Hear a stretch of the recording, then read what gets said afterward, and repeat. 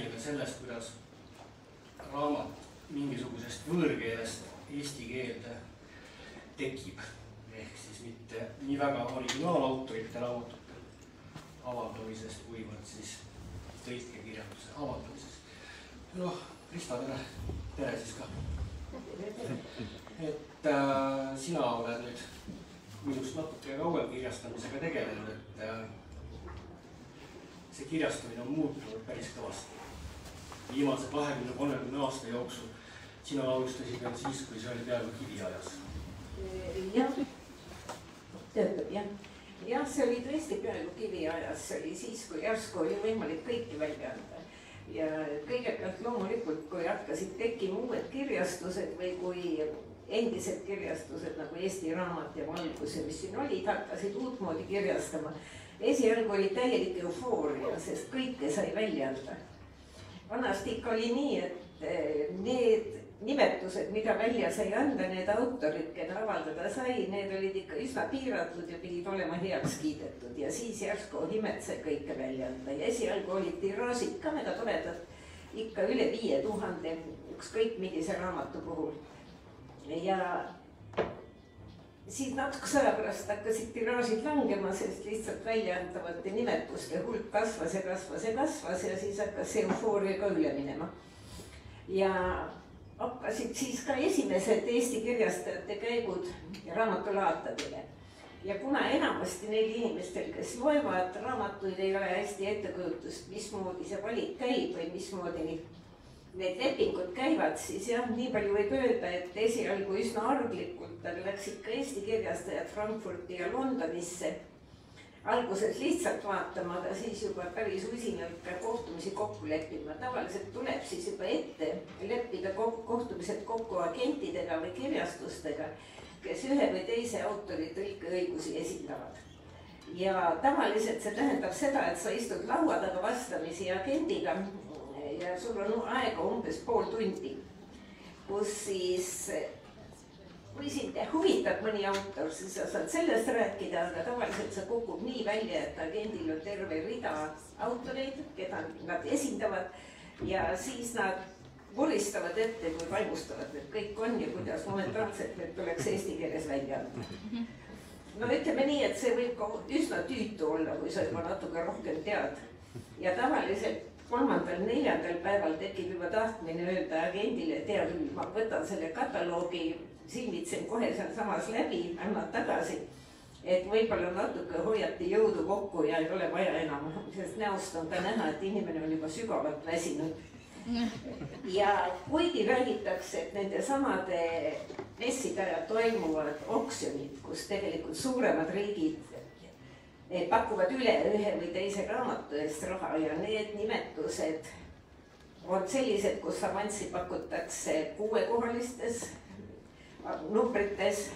5-kohaline on täiesti tavaline ka näiteks Hollandis ja ütleme Euroopa mingites riikides. Siis ütleme nii, et seda, mida eestlased maksavad ühe või teise raamatu avansiks, ei saa võrrelda nende summadega. Ja paar nulli tuleb maha võtta sealt, jah, aga sa nüüd kiiresti tulid sealt kiviajast ja Eesti aega, et kunagi, kui mina kirjastamisega alustasin, see oli siis selle sajandi esimestel aastatel, siis me läksime Frankfurti või Londonisse Bolognasse tühjade kohvritega ja tulime tagasi.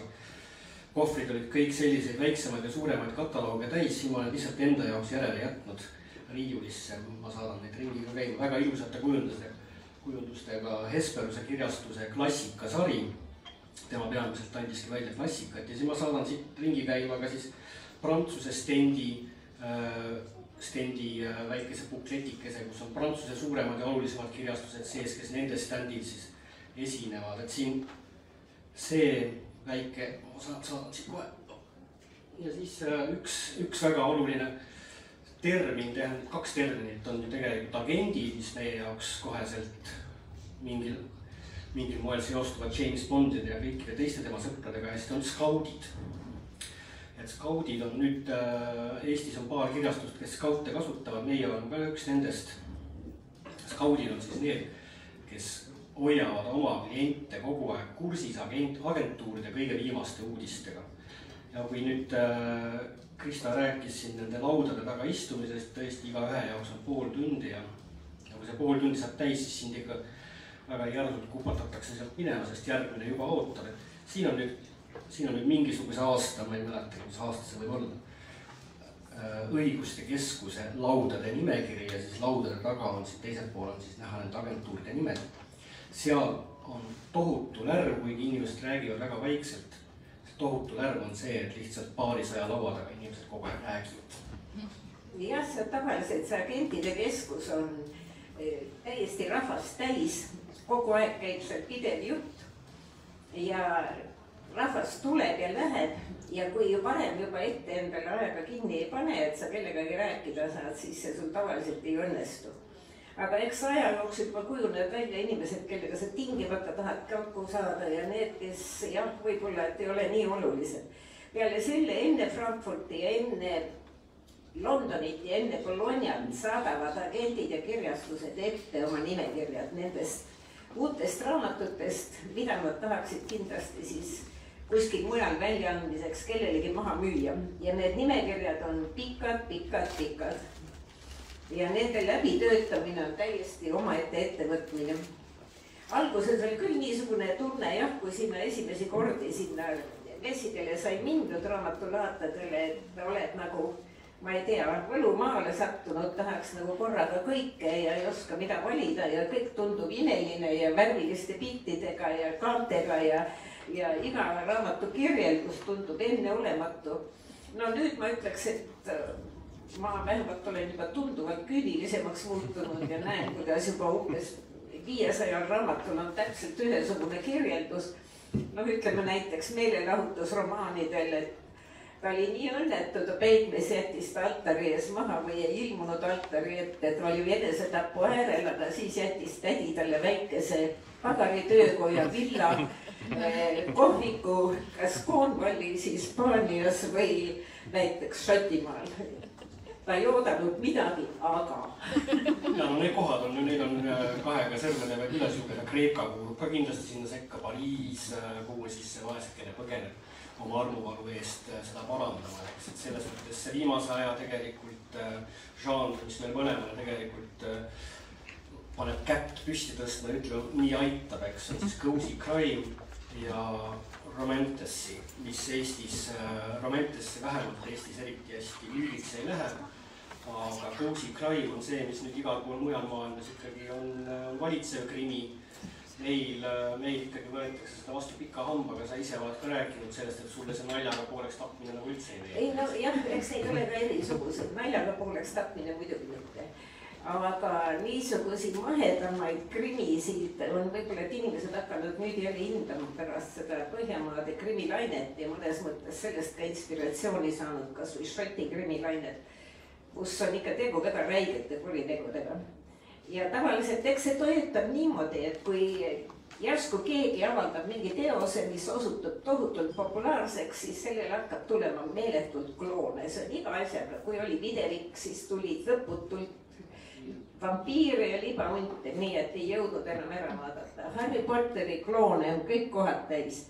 Ja niipea, kui esimesed Romantassi raamatud tulid, osutusid populaarseks, siis nüüd on riiulid lookas. Ja lähevad aina paksemaks need raamatud, aga sisult aina hõredamaks. Aga no jah, ütleme nii, et kui me oleme sealt hulgast valinud välja mingid seni olematud ja eriti head raamatud, siis edasi selleks, et nad eesti keelde jõuaks, tuleb õigused ära osta ja nad lähevad tõlkimisele. Ja no enne seda on meil ju alati kirjastajatena, me sinuga oleme ka konkureerinud samade raamatute peale mõnikord, meil on väga sarnane maitse Krista, aga õnneks meil kaklema pole kunagi läinud ja oleme maailma rahulikult kahe vahel ära jaganud, eks. Aga tõesti see oksjonid on see, millega peab alati arvestama ja kui mingisugune laine on, praegu on siis Romantassi ja Cozy Crime ehk siis muhekrimi või vahekrimi. Et siis nende puhul peab arvestama, et huvi tunnevad nende vastu palju rohkem kirjastusi kui sa ise. Ja siis võivad need summad tegelikult kasvada väga kõrgeks ja mis selle tõlkekirjanduse puhul praegu neil, kui me ilukirjandusest räägime, siis selline kurb tõsiasi on see, et nende raamatute oma hind kogu aeg kasvab.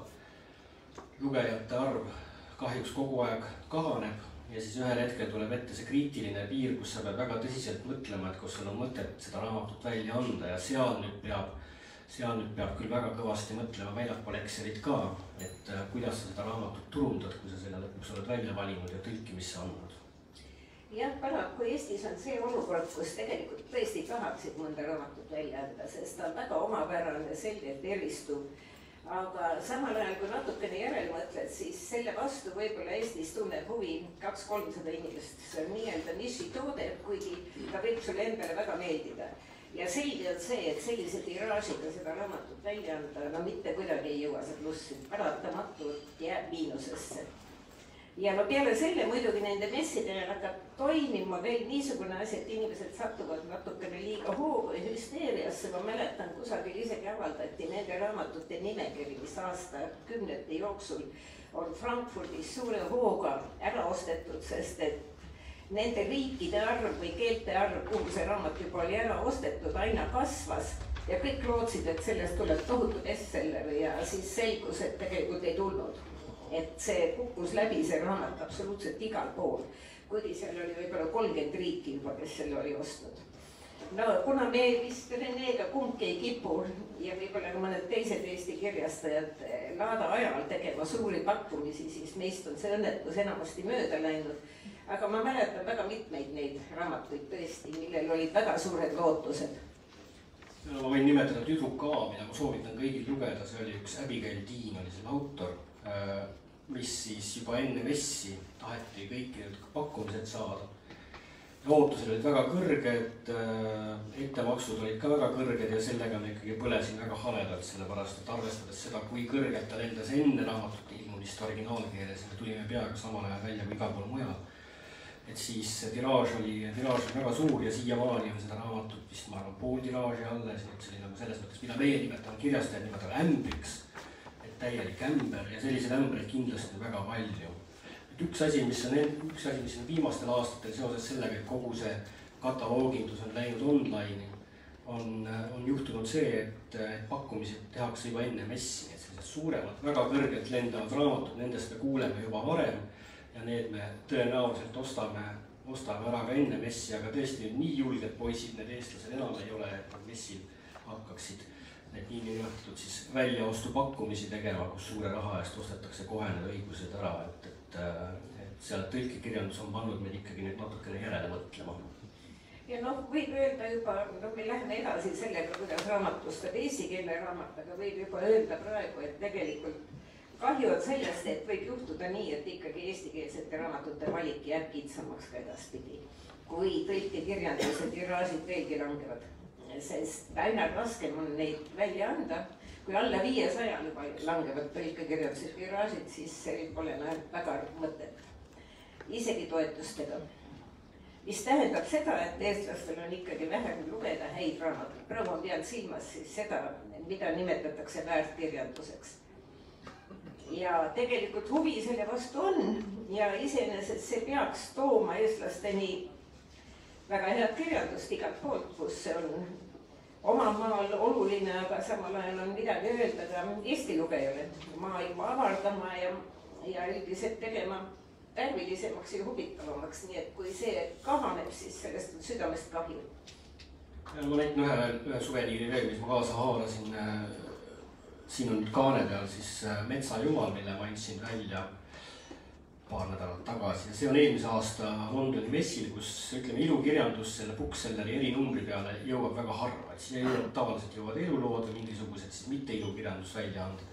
Aga siin on nüüd ilukirjandus ja kuna mina olen Liismoori väljaande juba enne olnud, siis ma ei pidanud eriti abistama, aga see väljaande iseenesest on selles mõttes väga oluline, et seda jagatakse igal hommikul messi uste juures, et nii kui sa sisse astud, nii sa selle endale saad, kui tahad, see ilmub iga päev ja siin on nüüd eelmise päeva siis olulisemad uudised sees, et mina olen selle enda jaoks säilitanud ja tõenäoliselt säilitan igavesti just selle Metsajumala pärast, mis oli suur juba enne selle ilmumist, ta ilmus eelmise aasta juulis, mess toimus märtsi alguses, et juba siis toimus selline väga suur reklaamikampaania, aga jah, siit saate vaadata siis messi uudiseid. No ja kui juba raamat on ära ostetud tõlkeõigused ja see käib ka tõesti nii, et seda saab osta ainult üks kirjastus ja raamatuõigused ostetakse enamasti ära 5 aastaks. Kui pärast seda see kirjastus, kelle käes need õigused on, enam ei taha selle kordustrükke välja anda, siis see on tegelikult vaba ja mõni teine kirjastus võib need õigused omakorda hiljem endale osta ja kordustrükid välja anda. Aga tihtipeale ikkagi kirjastused pikendavad, kui tõepoolest see raamat väga hästi läheb. Ja praegu ostetakse ühtlasi ära ka siis audio ja e-õigused. Ja siis see läheb tõlkimisele ja vähemalt meie kirjastuses käib see asi küll nii, et mitte ühtegi tõlkijat ei seata fakti, et ta peab ühte või teist raamatut tõlkima, vaid igale tõlkijale antakse võimalus valida, et ta eelkõige tutvub raamatuga ja vaatab, kas see raamatule sobib. Sest ma olen ise tõlkija, ma olen sügavalt veendunud, et kui tõlkija tõlgib raamatut, mis talle tegelikult ei sobi, siis see tulemus ei saa olla hea. Paratamatult. Ja sellepärast alati just annamegi valida. Ja eks siis läheb lahti tõlkimiseks muidugi.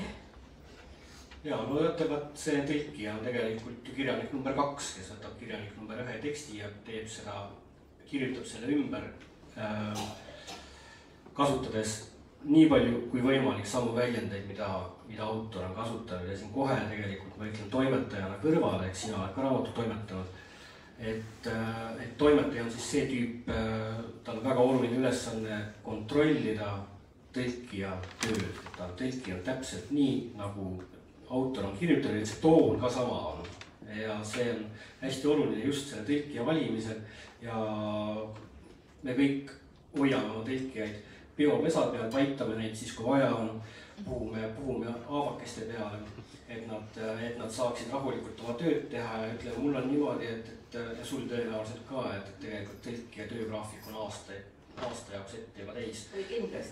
Selliseid ootamatuid paukusid, kus meil sajab taevast raamat alla ja siis meil on tegelikult sellele päris keeruline head tõlkijad kiiresti leida, sellepärast et kõigil on tööd juba ees. Aga tõlkimise protsess ja toimetamise protsess ka on tegelikult... Küsimus on mulle tundub. Ja, kas võib küsida, et kui kaua ühe raamatu tõlkimine siis umbkaudselt võib ühel tõlkijal aega võtta? Selle otsustab tõlkija vastavalt sellele, kuidas tal aega ja võimalust on. Sest raamatud on eri paksusega, eri keerulisuse astmega ja nii edasi. Aga aasta või? Võib aasta olla, võib vähem olla. Seal tuleb juba see maht mängu, eks. Sul on ikka 700 lehekülge, siis seda võib tõesti teha aasta aega. Aga tõlkija on kõige kindlam on selle peale minna, kui tõlkija ütleb nii, et ma teen 1. juuniks. Ja siis meie saame juba oma graafikut selle järgi settida. Nii järgmine küsimus. Mul on selline küsimus, et tegelikult teadud raamatud, mis on tõlkekirjandus, tulevane tõlkekirjandus on juba olemas eesti, vene keeles, muudel keeles ja tegelikult on niimoodi Eestis juba ringlemas ja mina näiteks neid enda poja raamatud üsna sageli tõlkin enda keele õppimise mõttes, et üks eestlane siis parandab mu vead, et mina siis saan keelt õppida, aga siis teine eesti laps saab seda raamatu lugeda. Et põhimõtteliselt mõned mu poja sõbrad ütles, et emme, ma tahan seda raamatut endale. Ja siis mul on selline küsimus, kas on kuskil see nimikiri, kuhu vanemad saaksid lisada enda laste lemmikraamatut, mis hetkel ei ole eesti keeles. Inimesed saaksid tutvuda nende raamatutega inglise keeles. Kui me räägime väikestest laste raamatutest, mis on pildiraamatut, kus on umbes 1000 sõna, seda ma usun, et enamik vanematest saaks tõlkida niimoodi kohe sünkroonselt enda lastele ja kui vanemad hääldavad, et kuulge, see on väga hea raamat, et võib-olla siis mõned raamatud saaks Eestisse tuua. No, siis tuleks võib-olla mingi foorum teha. Aga kus seda foorumit tekitada? See on küsimus, et kas mingis Facebooki rühmas ja ma kord proovisin seda Facebooki rühma leida, aga no ei ole. Rahumeelne vanemlus, ma ei tea, mingi Eesti... Siis äkki ma pakuks, et äkki siis mõni raamatukogu.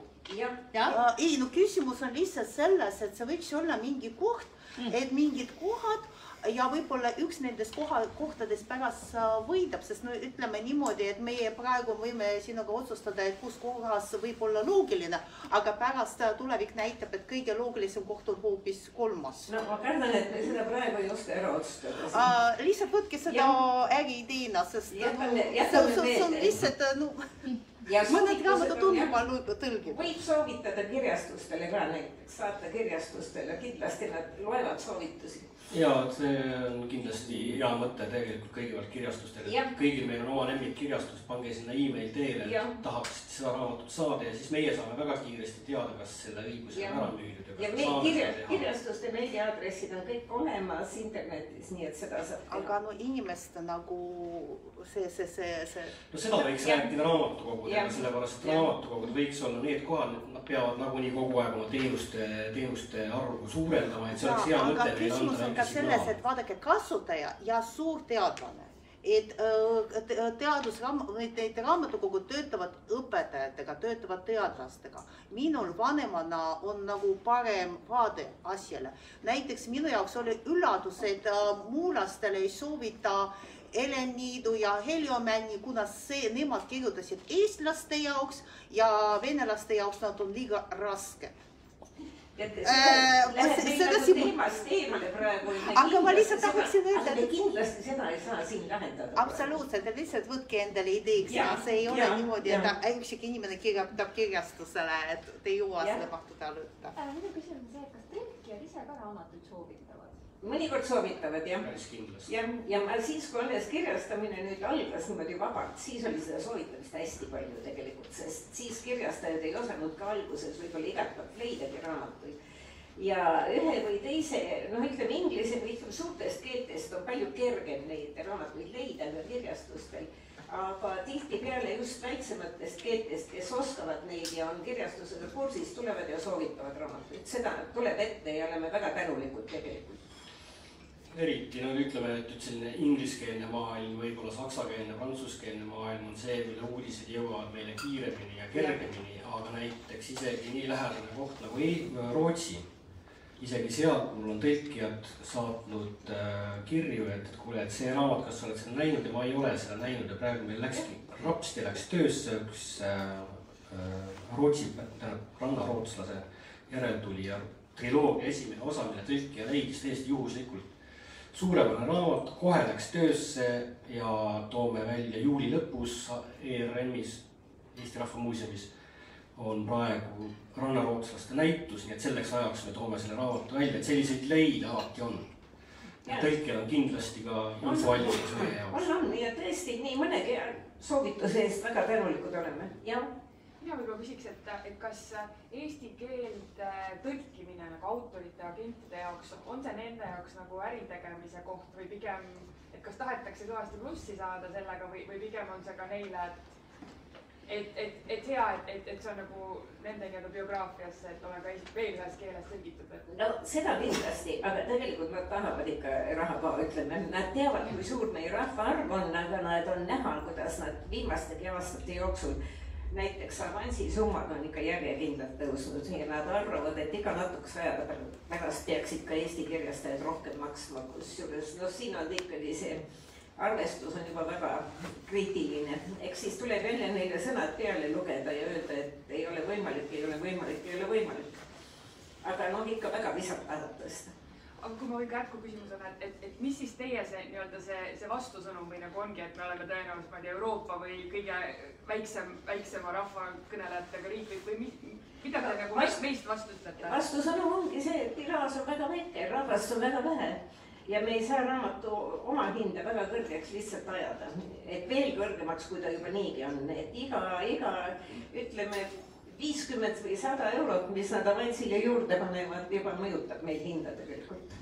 Kui te meenutate aega, kui Eesti sai vabaks ja me saime Soome minna, siis me ikka irvitasime täiesti kõva häälega naerda seal Soomes akadeemilises kirjakaupas, kus raamatud maksid 30, praegu maksavad 30 eurot, eks, aga siis olid Soome margad, need olid üüratud hinnad. Eesti raamatu hind on nüüd jõudnud sinna ikka tipptappa ja väga kiiresti järele. 30 eurone raamat, väga kallis raamat. Ja mulle on öeldud seda, aga vaadake Islandit. Et seal on see, tiraažid on palju suuremad rahva, ütleme islandi keeles lugejate arv on peaaegu saamis Eestis, aga Island on palju rikkam riik kui Eesti. ta saab endale lubada selliseid väga kõrgeid. Aga Islandis on palju rohkem pimedat aega ka kui Eestis, siis mul tea, kui muidu võtad raamatu ja loed. Ja Islandi riik ilmselt maksab väga kõvasti peale ka seda. Minu meelest kõik Islandi kirjanikud saavad palka, nii et ja raamatutele ja Norras on täpselt samuti välja töötatud väga hea süsteem, kus tegelikult ostetakse raamatukogudele ja koolidele riikliku tellimusega nii häid tõlkeraamatuid kui ka Norra enda autorite raamatuid ja nad teevad seda juba ammu. Nii et on teatud nimetused, mille peale nagu kirjastajad võivad loota, et need niikuinii ära lähevad. Aga jah, nende tõlkeasjadega on ka nii, et paratamatult ma arvan, et varsti tuleb ka küsimus, et miks siis ikkagi osa tõlkeid ilmub, mis ei ole eriti loetavad ja võib juhtuda seda. Tegelikult iga tõlke peaks ikkagi toimetaja korralikult üle käima, sest juhtub ka kõige parematel tõlkijatel. Aga juhtub ka seda, et ikkagi tõlke jääb raamatule alla, sinna ka ei ole midagi teha. Ja noh, eks see ole see vana asi, et tuleb toimetaja peab väga täpselt panema tähele neid kohti, kus ma mäletan, et üks paremaid vanu toimetajaid, Maret Käbin ikkagi leidis ühest kohast suurepärase lause, et ta jooksis metsa poole ilma mõistuse osavõtuta. Ja need on siis need tõlkelaused, mis on sündinud tõlkes ilma mõistuse osavõtuta. Ja need tuleks nagu enne ära leida, kui need jõuavad lugejateni. Ja, no see meeltesegadust aeg-ajalt parimate meie seast, eks kirjutasin välja ka paar sellist näidet, üks selline suurepärane näide, väga kogenud tõlki, aastakümneid tõlki tegevus toimub Henry 8. õukonnas ja lause on umbes niimoodi, et astus hoovi ja helistas Toomas Moorile. Tegelikult see kool oli mitte helistama, vaid ta hüüdis, eks ta võitis pead kinni ja ta ütles, et tõesti ta ei kujuta ette, kuidas see helistamine nii siis sai, aga no toimetaja siis see, kes selle välja proovib. No jah, ja umbes samas rubriiki käib ka niisugune lause, et kas, kui ta eile sulle helistas, kas ta jäi siis kauemaks sinu juurde? Tähendab ikka see sama kool, et tegelikult kui ta läbi astus, kas ta jäi kauemaks või et politseinikud näitasid mahajäetud majas tõrvikutega tuld. Donchis, mis tähendab nii tõrvikut kui taskulampi. Ja siis oli ühe ka väga tuntud tõlkijal oli niisugune klassikaline lugu, et inglise keeles väljend rest assured, mis tähendab võib kindel olla. Oli eestikeelne variant rest kinnitas. Kõigi ei nii enne, kui pärast ei olnud restist juttu olnud. Aga noh, niisugused asjad tekivad tihtipeale ka siis, kui tõlkija on väga väsinud, on kaua aega tõlkinud ja automaatselt lihtsalt läheb see asi. Üks lause, mis mulle endale ka väga meeldib. Mille ma leidsin viimasest korrektuurist, oli 19. sajandi Venemaa tsaari jõukond. Ta pani dressid selga ja läks peegli ette kaelakeed sättima. Et selliseid asju juhtub ja toimetaja minu puhul alati ka korrektor on see, et meie ülesanne on siis kõik võimalikud sellised püünised kinni püüda, kuhu see lugeja võib sisse kukkuda ja aru saamata, kuhu ta siis nüüd täpselt kukkus, eks. No jah, ja nagu see, kui juba dressidest rääkida, siis seoses inglise kombega õhtusöögiks ümber riietuda, siis oli ka suurepärane lause, et ta läks ülakorrusele ja muutus.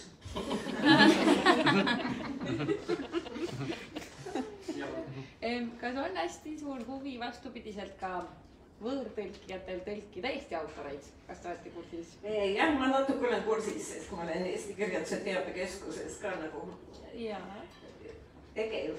Tähendab, on küll aina suurem tegelikult.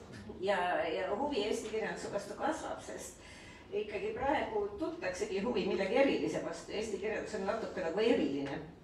Ja noh, kui praegu oli siin Head Read festival, siis kõigi Eesti kirjanike omavahelised vestlused tõlgiti ka inglise keelde ja siin oli ka näiteks ühe Hollandi suurema kirjastuse esindaja, kes kuulas neid ja peale selle osavõtjad täpselt samuti kuulasid kõrvaklappidega huviga, mida Eesti kirjanikud räägivad omavahel.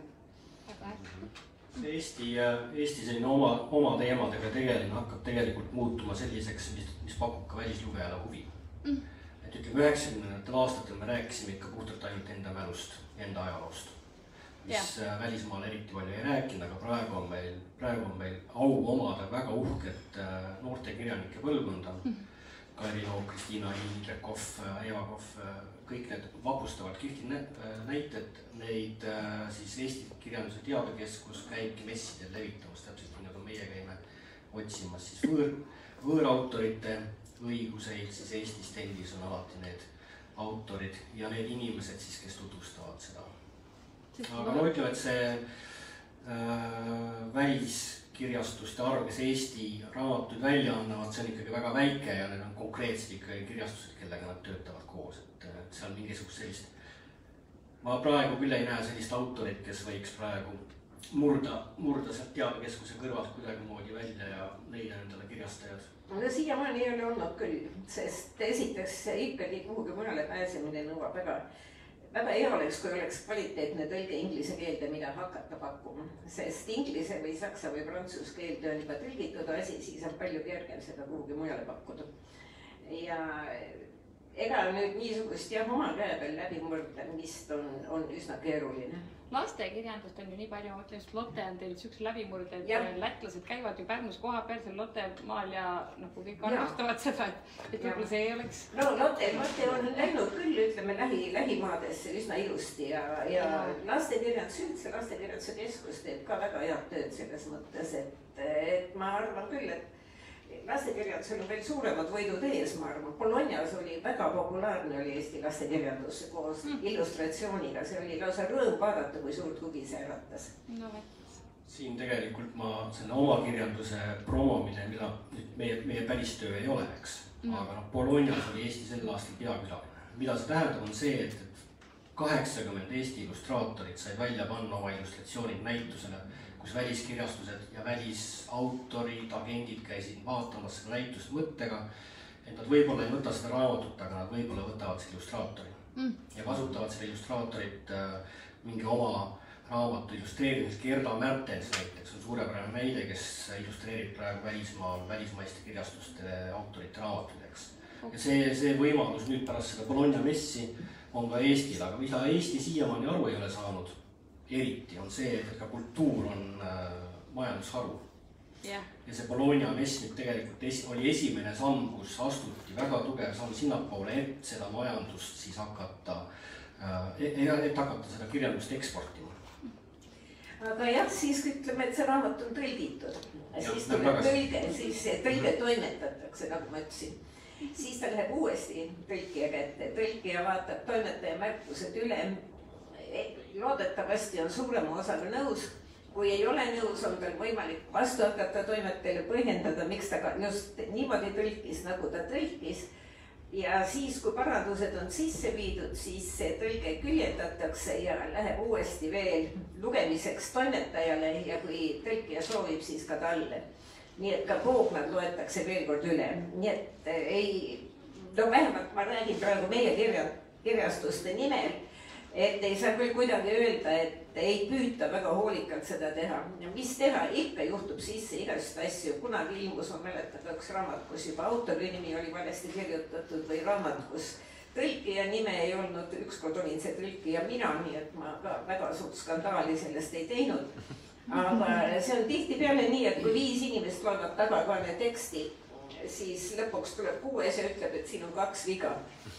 Nii et õnneks seda ei juhtu iga raamatuga, aga mõnikord on niisugune, ma ei tea, laskub mingi pimedus.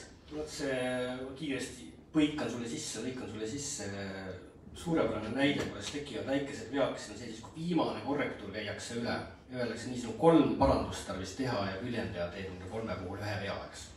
Ja kõmdi on seal viga sees, kuigi väga mitu inimest on seda enne lugenud, eks, ja kõige hullem on see, kui see jõuab kaane teksti puhul, läheb viga sisse, siis see on tegelikult lugeja võib-olla õigustatud, võib-olla liialdatud, ütleb, et see raamat on toimetamata, eks.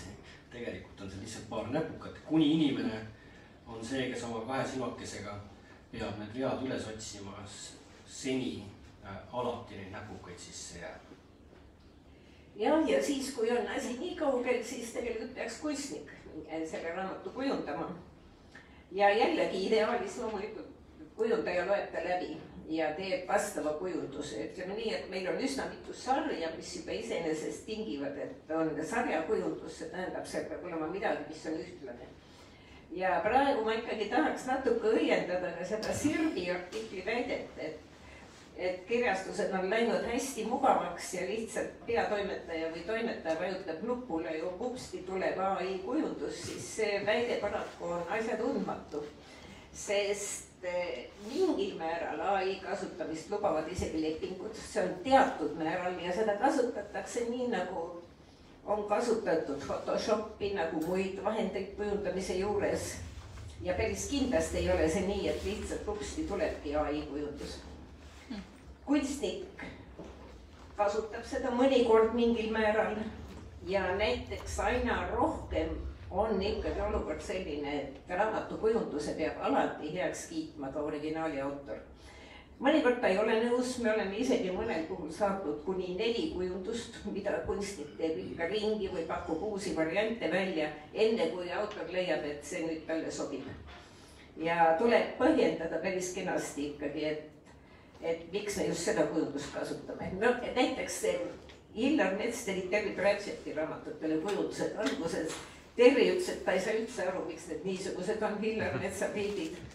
Aga siis ta ütles, et ei, mulle päris meeldivad. Aga tema ja ta agent hoidsid väga põhjalikult silma peal sellele, et kõik oleks õige.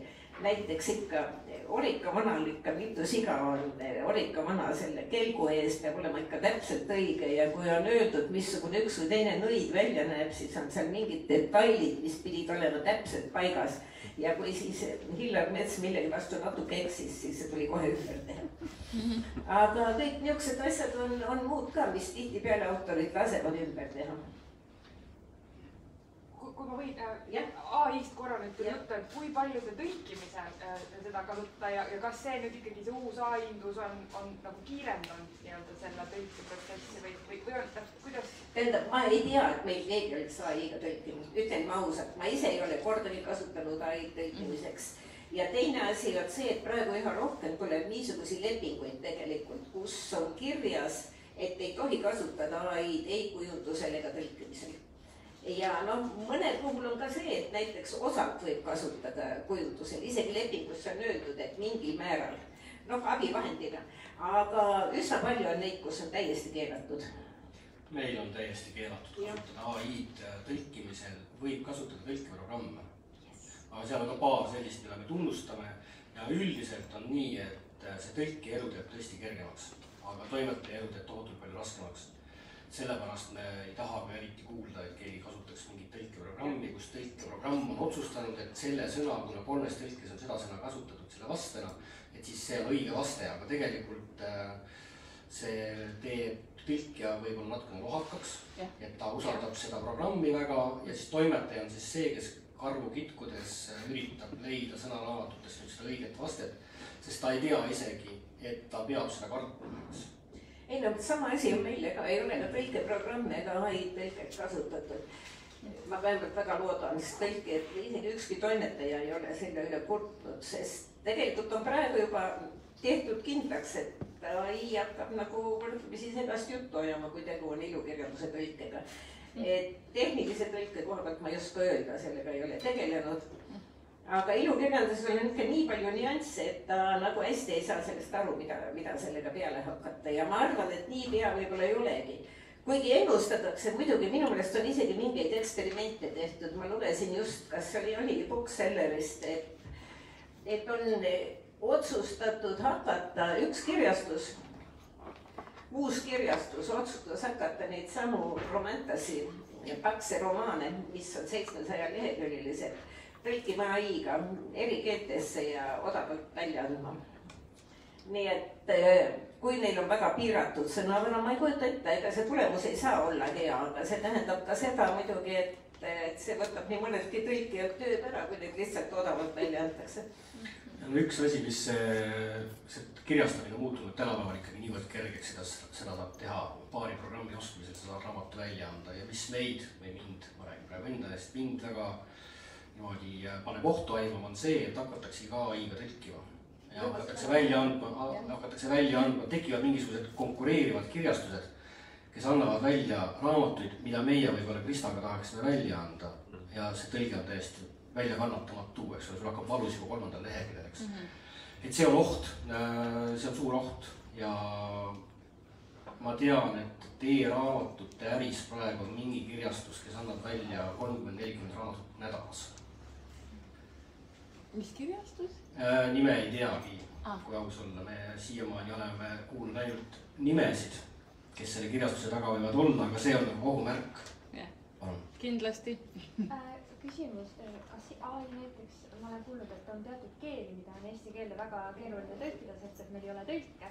Et kas AI näiteks seal võib aidata või et noh, et kuidas üldse on tõlkimisega sugustesse, ma ei tea, mingi korea keel või mingi portugali keeled või siuksed, mida väga ei ole, et kas te pigem jätate nagu tõlkimata või üldse ei vaatagi nendest riikidest?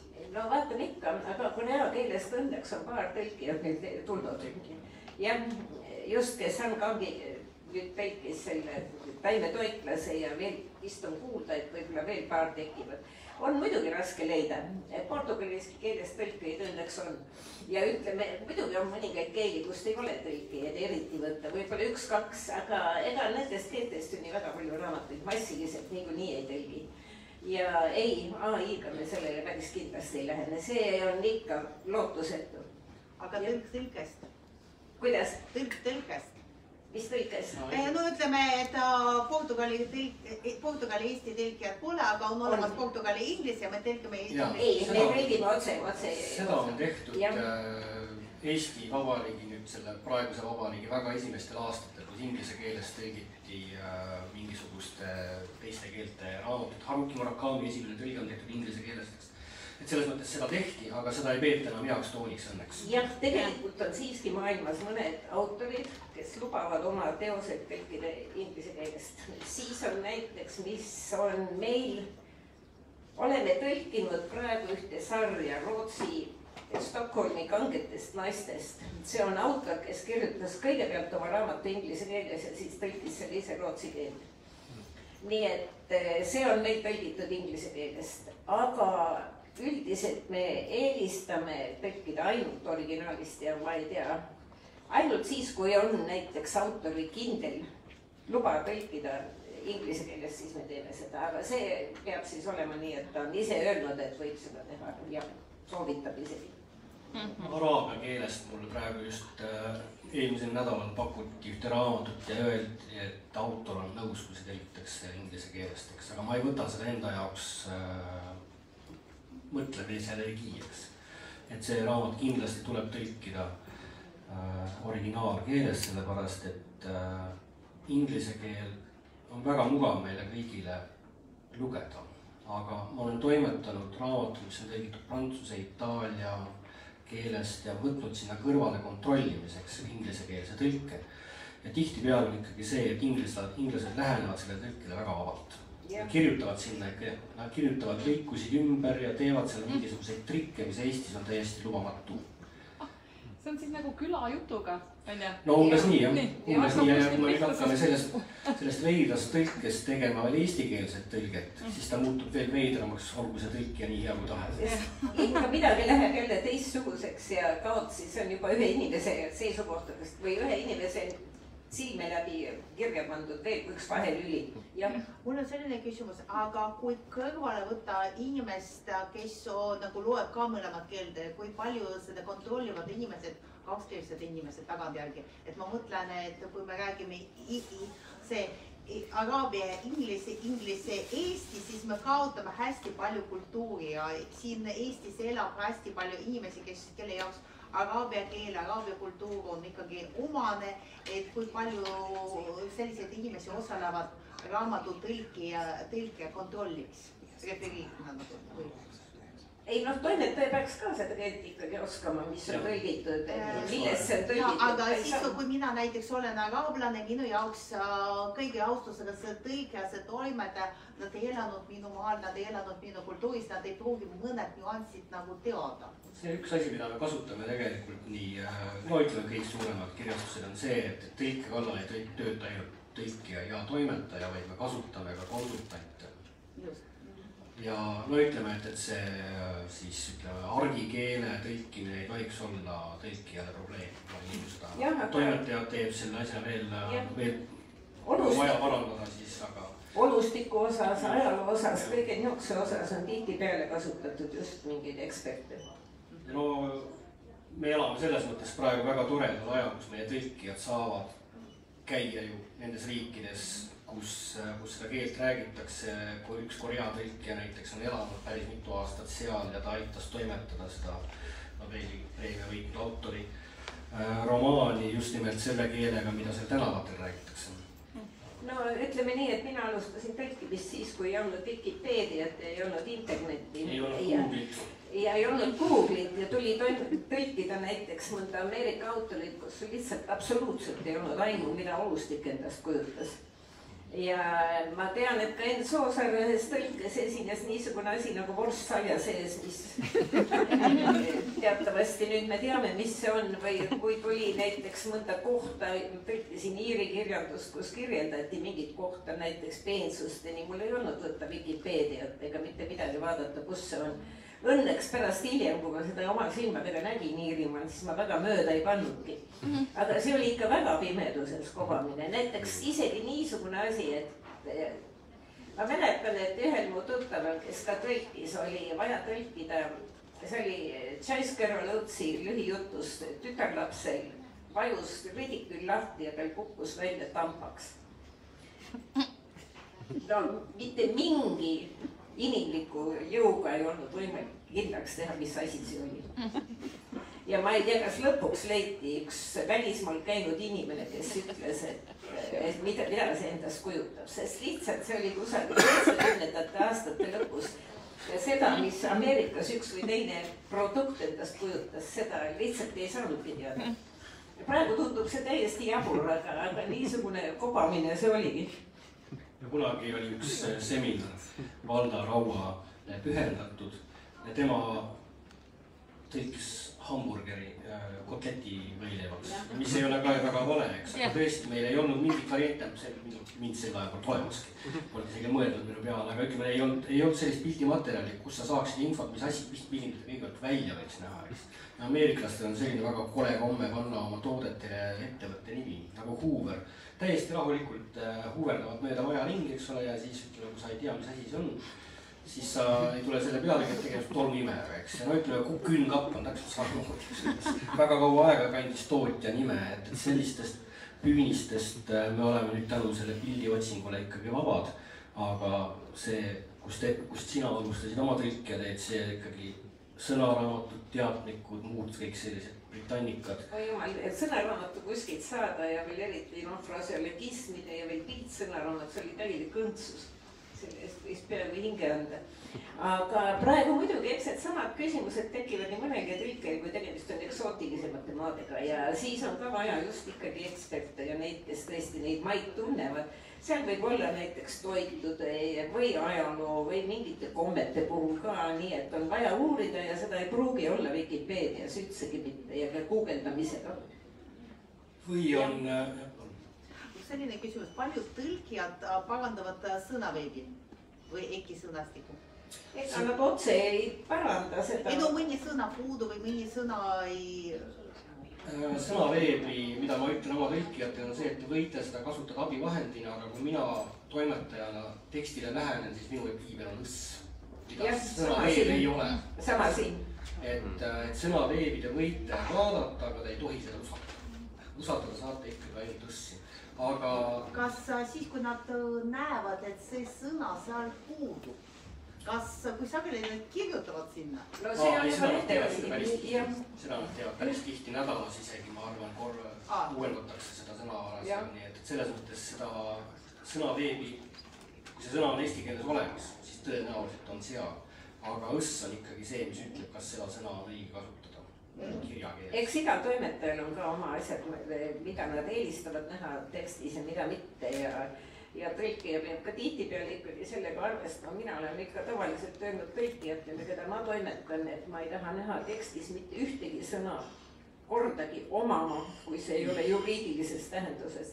No omame nii palju asju majas. Sest et kui omatakse huumori meelt, mõistust ja kassi, siis ma arvan, et on ikka õige mööda, et tal on kass.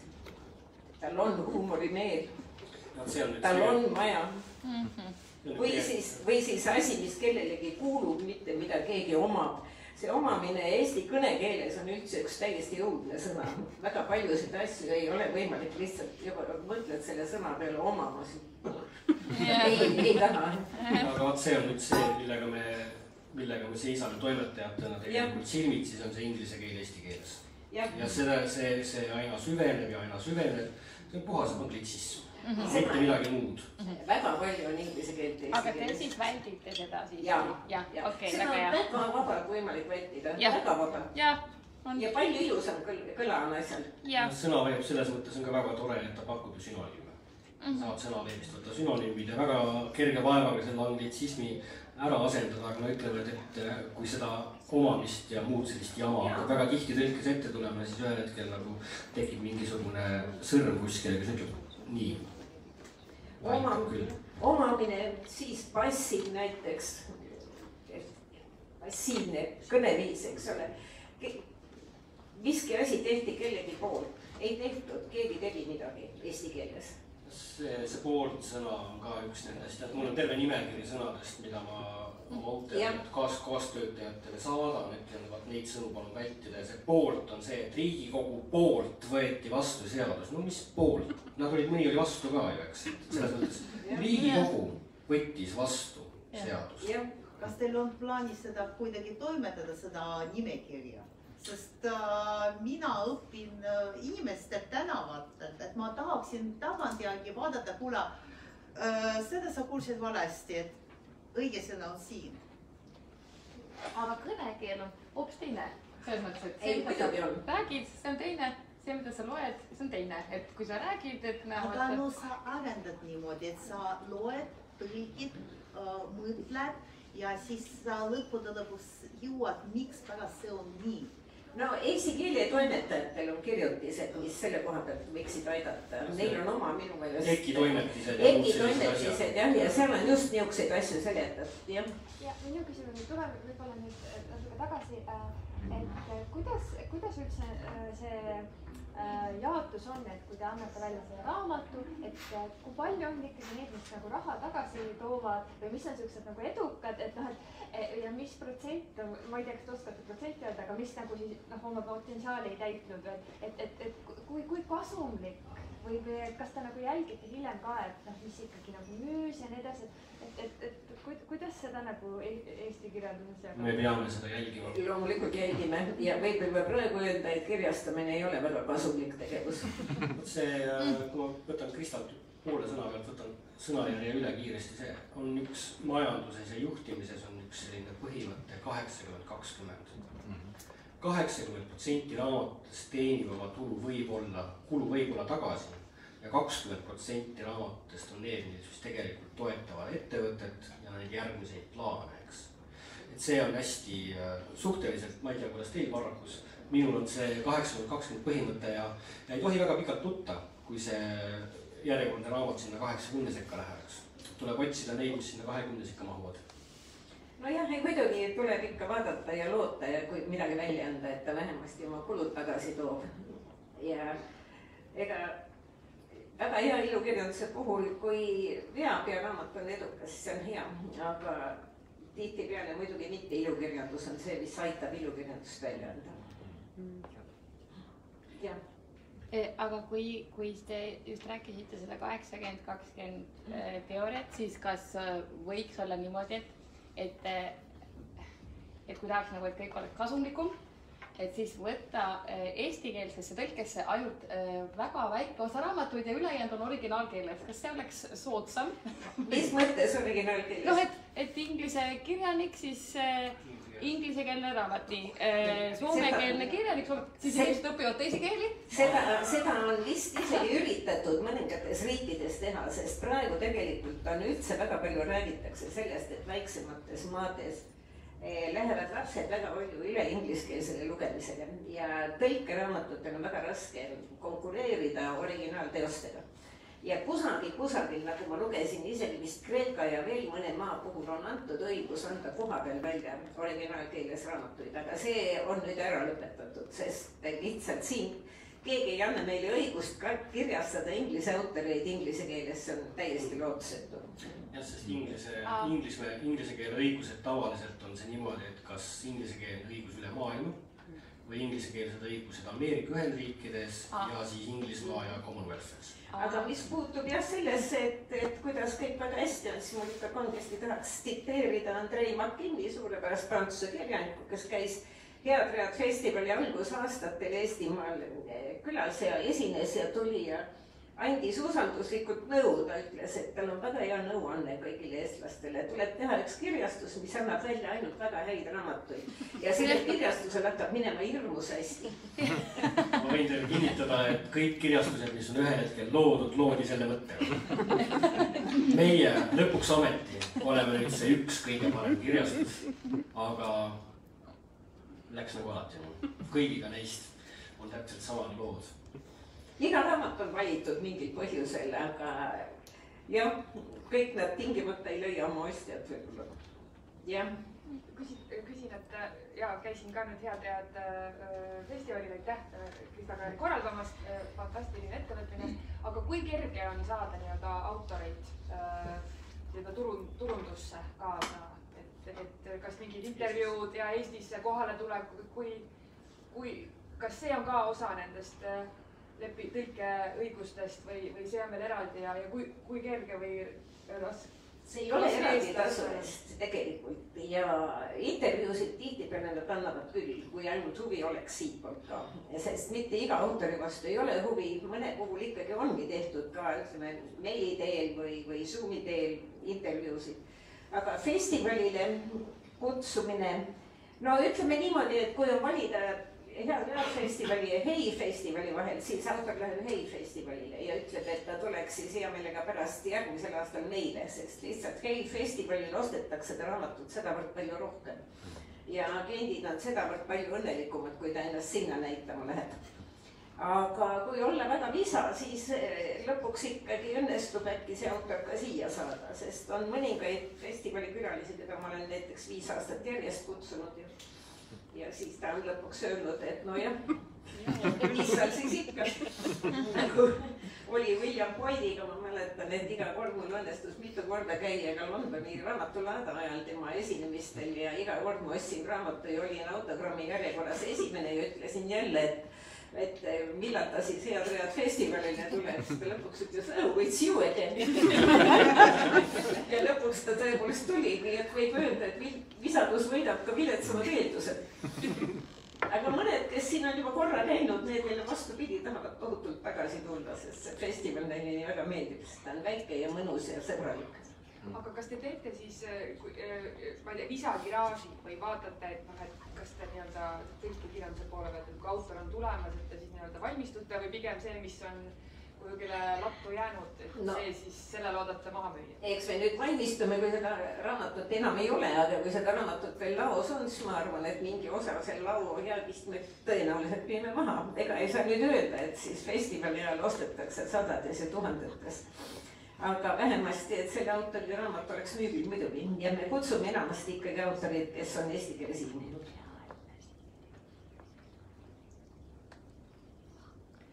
No intervjuu soovid on tegelikult see, et mida väiksem on autori maailma kuulsus, seda paremini, kiiremini saab selle intervjuu. Mina näiteks Donna Tarki intervjuud olen nüüd taotlenud erinevate pikkusega vaheaegadega 15 aastat. Ja nüüd ma tean jälle, et aasta aega ta ei anna mitte ühtegi intervjuud. Siis on, millega eestlased peavad alati arvestama, on see, et kui selle autoril tuleb samal ajal välja raamat Saksamaal, siis ta umbes 3 nädalat kas on ise Saksamaal või annab intervjuusid ainult saksa ajakirjadele. Et me peame kogu aeg arvestama, et keegi on alati suurem kui meie. Ja mida suurem turg, seda suurem on nõudmine siis selle autori järele sinna Saksamaale, Itaaliasse, Prantsusmaale. No üks selliseid staare, kelle puhul mulle öeldi kohe, et mul ei ole mõtet järgmise 6 kuu jooksul isegi küsida intervjuu, on Taylor Jenkins Reid, kellel ilmub atmosfäär mõne nädala pärast. Ja tal on tõesti, tal on 3 päevade kaupa on siis need intervjuud erinevatele maadele, kus ta teeb ja siis online intervjuud. Ja võib-olla mõnele poole läheb isegi kohale, aga üldiselt on see, et eestlased peavad arvestama, et on niivõrd väikene turg et ainuüksi agent juba ütleb, et sa pead valima selle, kus tuleb rohkem raha, et see raha teenimine on tegelikult autorite puhul, see on ikkagi nende töö ja seda nad peavad eelkõige jälgima ja agenti me ei tohi ka kunagi ära unustada, sellepärast et läbimüügi pealt tuleb ka agendi töötasudeks. ja kui me siin kurdame oma tiraaže, siis tegelikult ega neid tohutuid bestselleri autoreid mujalgi maailmas nii hirmus palju ei ole. Seal on muidugi asi nii, et see kõvakaanelise tiraaž võib olla ka umbes näiteks 1000 raamatut, mitte rohkem isegi. Ja kui ta osutub see kõvakaaneline küllaltki populaarseks, tuleb pehmekaaneline, mis juba tõepoolest on palju suurema tiraažil ja palju odavam. Aga võib ka juhtuda nii, et see pehmekaaneline eriti ei tulegi või ta ilmub kohe alguses selle trade paperback'ina ja kui ta eriti ei müü, siis autor ei saa eriti palju raha, nii et ma olen näinud väga palju nurisevaid briti kirjanikke, kes leiavad, et need saavad ikka väga vähe tasu ja nende raamatuid ei müüda ka eriti. Ja ma kujutan ette, et ka seal raamatukauplustes on asi nii, et mis välja hästi pannakse ja mida poed omakorda promovad, need müüvad paremini, sest kirjastatavate raamatute hulk on ikka tohutu. Ja näiteks siin oli juttu Soomest, aga Soomes näiteks raamatupoodides ma tean, et kirjastajate juttu ja igat raamatut enam pood üldse ei võeta. Pood valib, milliseid raamatuid nad müüvad. Ja kunagi oli akadeemiline raamatupood oli ikka meie jaoks ka imeline, me käisime sealt raamatuid ostmas, seal oli valik nii palju suurem, praegu on Eestis vist valik suurem rahvaraamatus isegi. See on paratamatus tegelikult, et mida ma olen iga aasta käinud nüüd juba 20 ja rohkem aastat Waterstone'is, üks kord aastas märtsis. Ja seal ei ole enam võib-olla ka eelmisel aastal ilmunud raamatuid enam müügil, sest raamatuid on nii palju ja nad teevad müükide järgi otsuse. Ja ühel hetkel seda raamatut müüki ei võeta. Mis meil on õnneks, on see Eesti väiksus ja meie suured raamatukauplused. Et meil peaaegu kõik raamatud ikkagi viimase 5 aasta raamatud on riiulites ka. Aga Inglismaal tõesti väga julmalt müükide järgi otsustatakse, et nii seda raamatut me müüki enam ei võta. Küsimus, kas teile tuleb meelde mõni raamat, mis te mõtlesite, see on nii edukas Eestis, et raudselt müüb mitu tiraaži, aga kukkus läbi või vastupidi, mingisugune raamat, mille eriti lootuseid ei pandud, aga sai äärmiselt edukaks Eestis. Tuleb midagi? Keemiatunnid. Tohutu bestseller igal pool. Ja ma ei saa siiamaani aru, miks ei ole Eestis läinud nii, nagu me lootsime näiteks. Ma alustan oma raamatu tutvustusi tavaliselt selliste lausetega, et see oli bestseller igal pool maailmas välja arvatud Eestis. Jah, seda on tihti peale juhtunud tegelikult. Ja no me alustasime, isegi hakkasime välja andma niisugust autorit nagu Lee Child, kui tal oli ikka juba üksjagu neid raamatuid ilmunud, ta oli meeletu populaarne igal pool. Ja andsime välja 2 esimest raamatut ja mõtlesime, et me loobume. Aga siis jumal tänatud tehti film Tom Cruise'iga, mida kõik sõimasid, aga sellest hoolimata momentaalselt oli Jack Reacher tuntud inimene kõigile eestlastele ja enam ei olnud muret Lee Childiga. No, mõni film, mis tehakse näiteks ma raamatute põhjal, mõtled, et see nüüd aitab raamatule kaasa. Ei aita iga kord. Kui film on pilet, siis see tähendab seda, et seda raamatut päris kindlasti ei ostata. Kuigi raamat võib olla mitu korda parem. Ma näitan siin, ma võtsin trükitehnilise näitena, võtsin kaasa ühe oma suure lemmiku Homme. Mida no ütleme, London on veel 2 aastat pärast selle ilmumist RS-saarik täis, kõik raamatukauplused hoiavad seda ikkagi oma esimestel lettideks. Eestis oli see täielik läbikukkumine. Põhjusel, mida ma ei suuda hoomata, sest minu arust on see väga hea raamat. Aga nii on, ma andsin välja Taylor Jenkins Reidi Evelyn Hugo 7 abikaasat. Arvates, et tegelikult ta leiab, kuna ta räägib naistevahelisest armastusest, ta leiab väga vähe lugejaid, et ma müün selle 1000 ära ja raha hakkan ma teenima näiteks Daisy Jones and the Six raamatuga. Juhtus täiesti vastupidi, Daisy Jones and the Six, mis on siis laulja ansambli nimi, ehk siis eestlastele võib-olla maius see, et see raamat on inglise keeles, ei oska öelda, igal pool mujal maailmas oli see raamat palju edukam. Aga Eestis Evelyn Hugole me oleme teinud kordustrükke juba 5. Ja ehk siis mingisuguseid asju me oskame ette näha, aga mingisugused asjad on see, et elu ikkagi alati üllatab sind.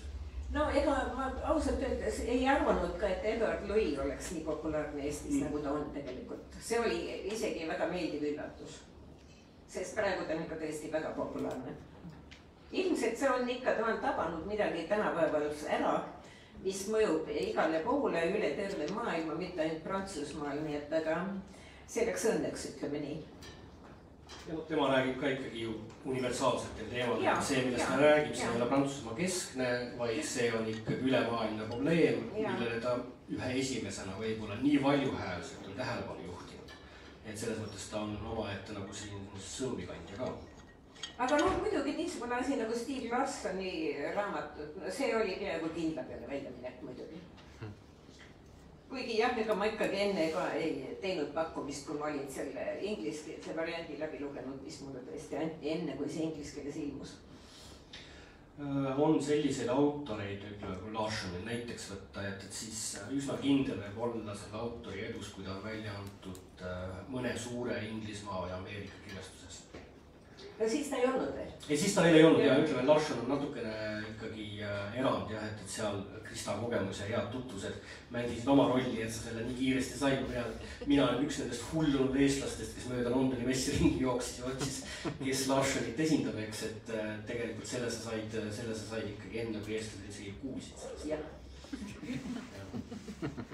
Selline küsimus, et palju te teete luured kohalikes poodides, et palju seda raamatu näiteks Eestis tellivad inimesed, et näiteks võõrkeeles, jah, et rahvaraamatust saab tõlkida või tähendab inglise kirjanike raamatuid saab tellida, mina tellisin itaalia keeles.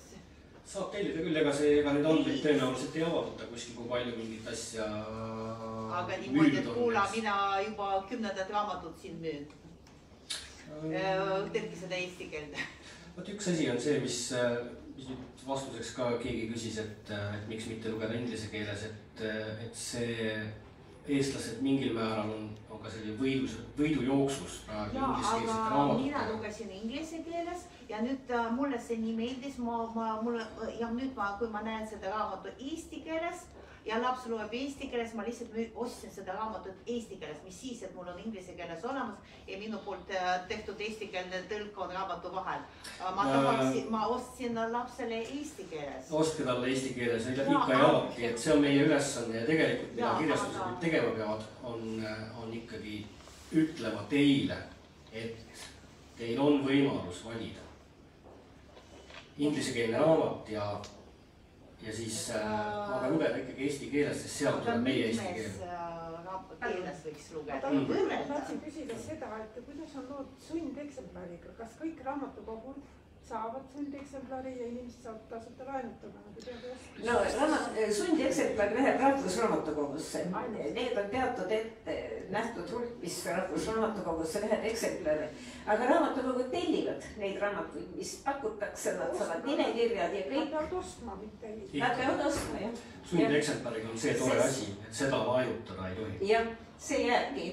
Aga raamatukogud peavad ostma ja eks nad ise otsustavad, mida ja kui palju nad ostavad.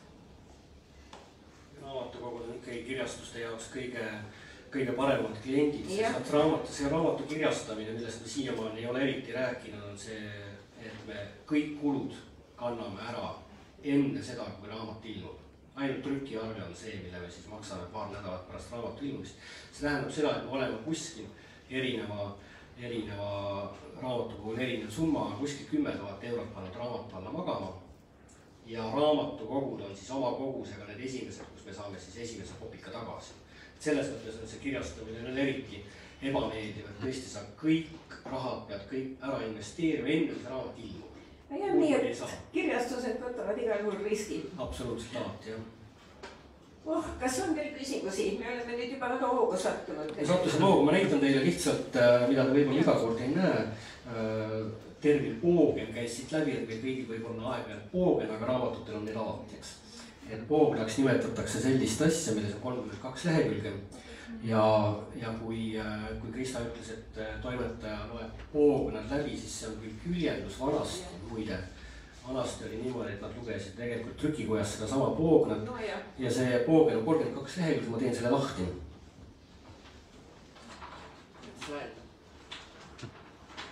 Näeb see siis.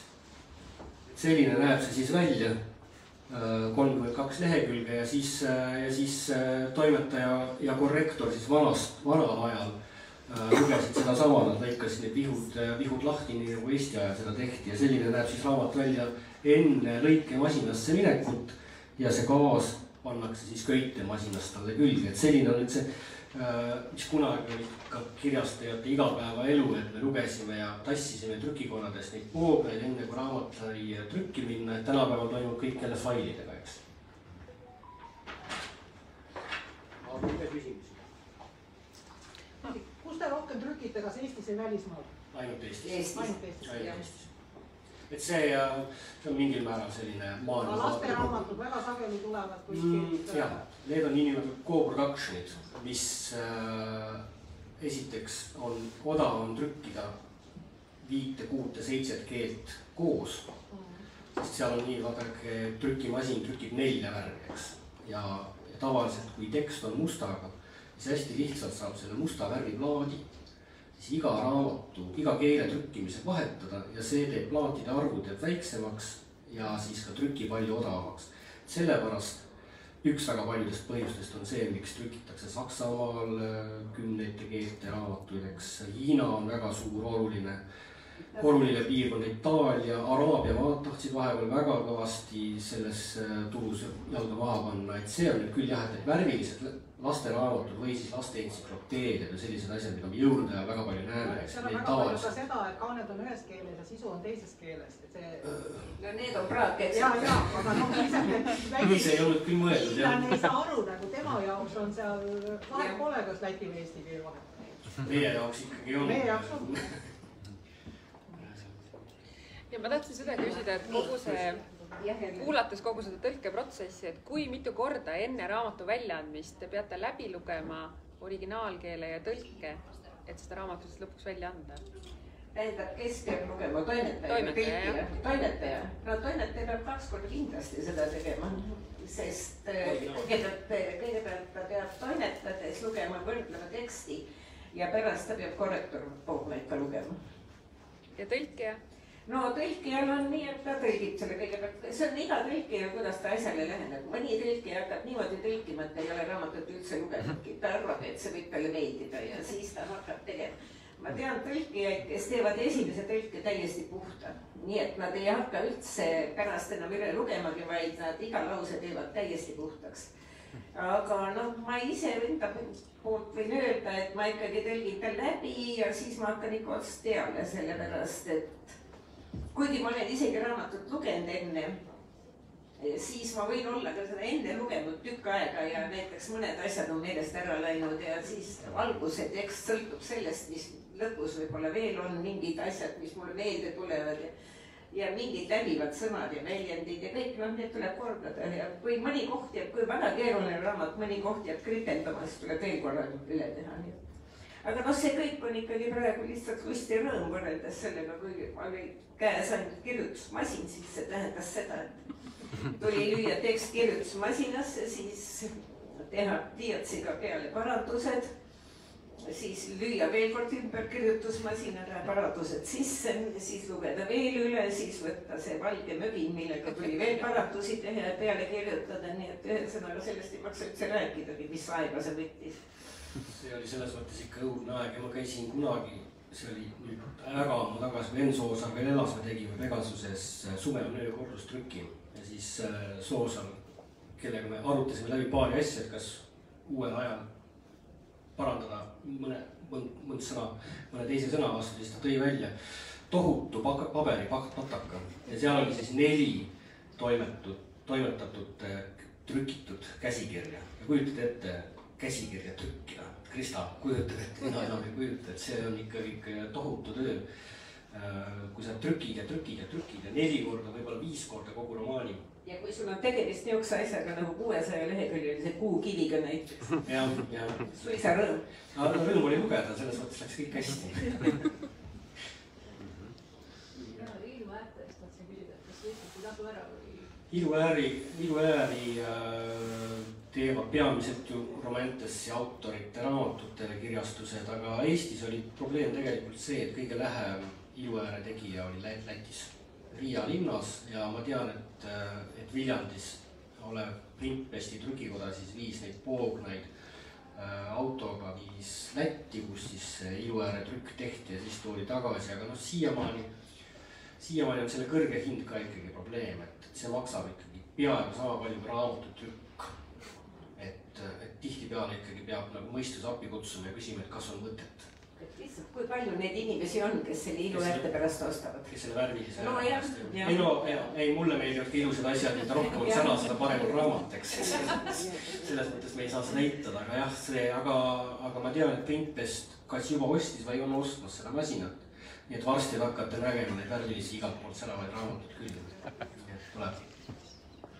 Yes, see on tore, kui trükitööstus saab tänapäeva raamatulugejaid rõõmustada. See on selline tore väike asi, mida teha.